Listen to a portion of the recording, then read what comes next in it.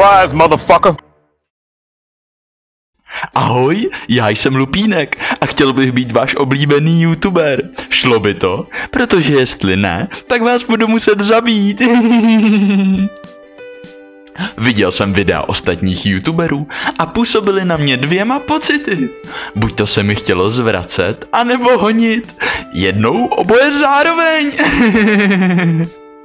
A potom jsem viděl ten nejvíc hejtovaný formát videí.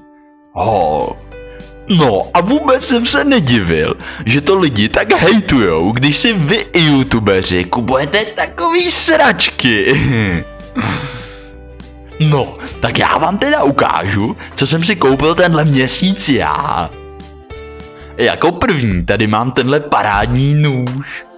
Jak si můžete všimnout, má super ostrou čepel. No a můžete ním provádět spoustu druhů útoků. Můžeme píchat, nebo sekat.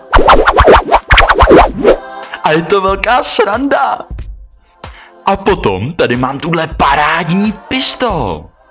Dá se s ní střílet jak na lidi, tak na zvířata. No, já to zkoušel zatím jenom na zvířata, ale musím vám říct, je to teda parádní kanón. Jenomže bohužel, můj měšec už je skoro prázdný, tak tohle bylo poslední, co jsem si koupil.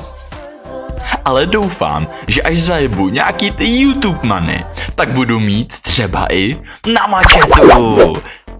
Tak mi koukej kliknout na reklamu, ať se spolu ještě můžem chvilku smát, ne?